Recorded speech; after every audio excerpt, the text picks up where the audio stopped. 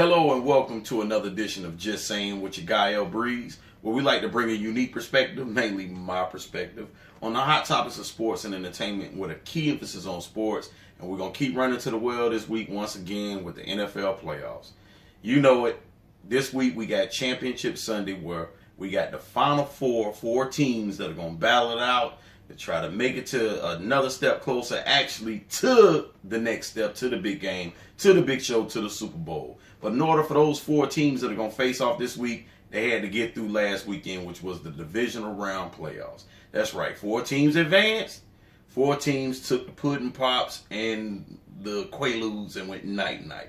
That's right, you know how we say on Just Saying, there are 4 teams that went night-night, and we're going to start off with the first game from last week, which unfortunately was my beloved Atlanta Falcons facing off against the top-seeded Philadelphia Eagles. Now, looking back at the game, you had the top-seeded Eagle and the Eagle fans feeling like they were slighted because they were an underdog. Now, looking at the game, you had 2 offensively challenged teams, or either it was just 2 great defensive teams battling out that came down to what would end up being a deciding factor in the last possession of the game.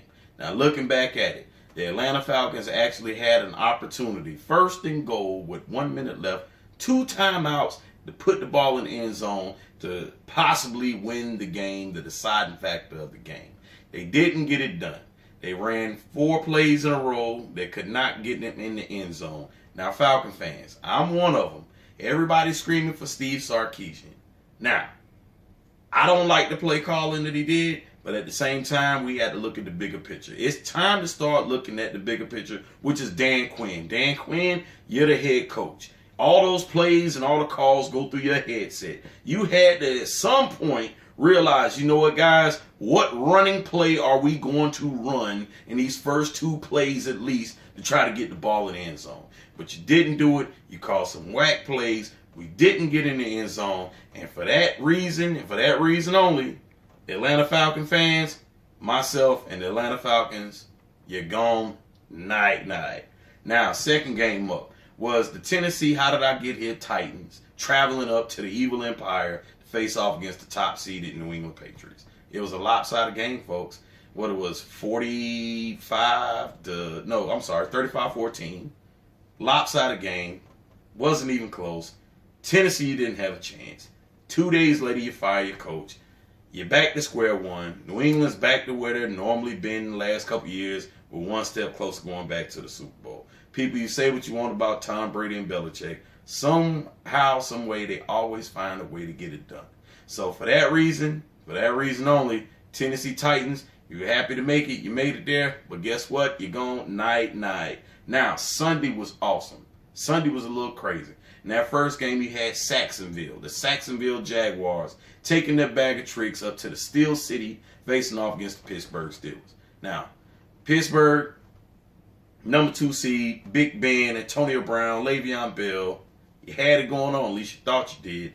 Now, Jacksonville, for as much as we want to talk about their defense, they still gave up 42 points. But it was just enough because they held them 3 points below what Blake Bortles and Leonard Fournette scored against the Pittsburgh Steelers defense. There's supposed to be this and that and the third. Well, Big Ben, Todd Haley, they just relieved you of your duties.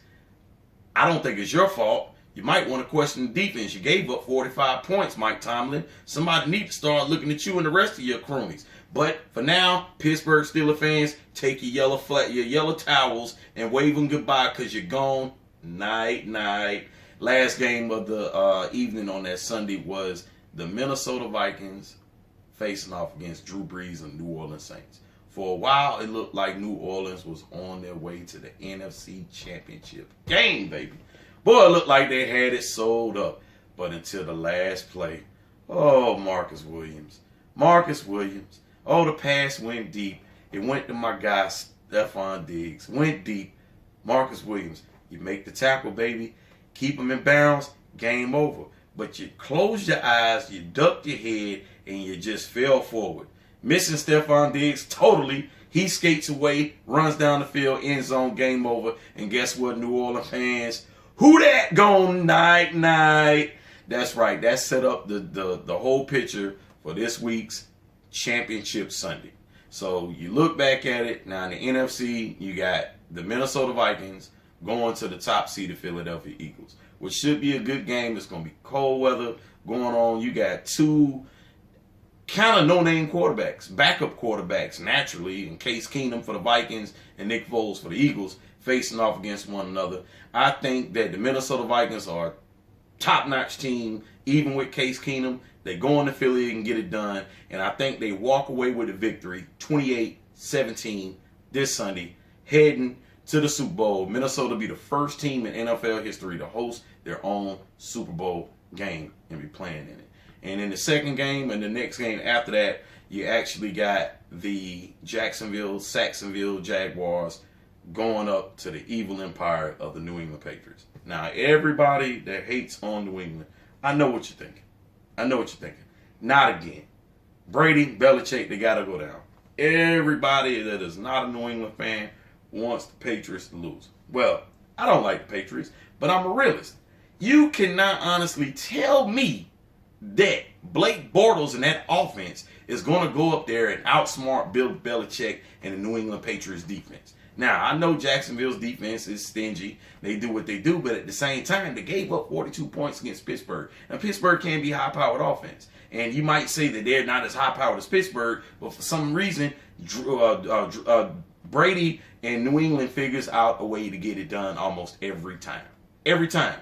I just can't, for some reason, see Blake Bortles going up to Foxborough and getting the job done enough to outsmart Bill Belichick and the New England Patriots. So for that reason only, I'm taking New England 34, Jacksonville 10, and Bill Belichick and Tom Brady going right back to the Super Bowl to face off against the Minnesota Vikings in Minnesota, Super Bowl Sunday in 3 weeks.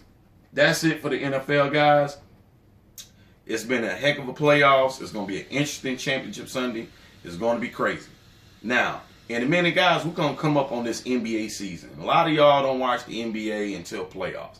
I'm one of those guys. I keep in touch with the NBA from the start of the season all the way to the finals. And I just wanted to bring up one point.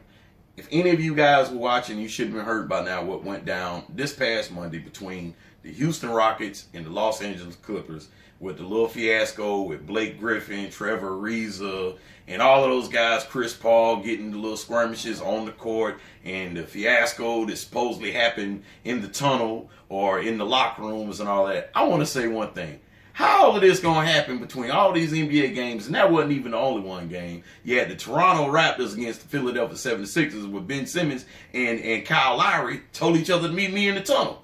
First of all, NBA guys, you're not going to fight for one. You always bark, but the bite's not there.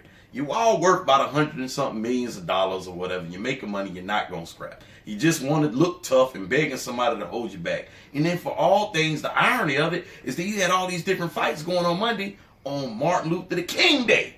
Well, what's the irony of that? On Martin Luther King Day, everybody want to fight.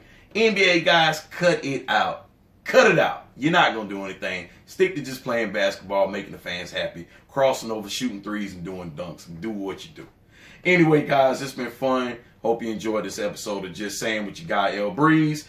Please subscribe to the channel if you have not subscribed to our channel. Hit the like button, comment below, let us know what you think. We can try to bring better content in the future, talk about some of the different things that you may want to hear about. All right? But anyway, enjoy Championship Sunday coming up. We look forward to February where we're going to launch the real season and the real season of Just Saying. These have been test pilot videos, ladies and gentlemen. We're working with a lot of different things, trying to work the kinks out, having a little fun with it. But we're going to get it right for you. So, but for now, I look forward to the future. And now, it's your guy, L Breeze, and I'm just saying.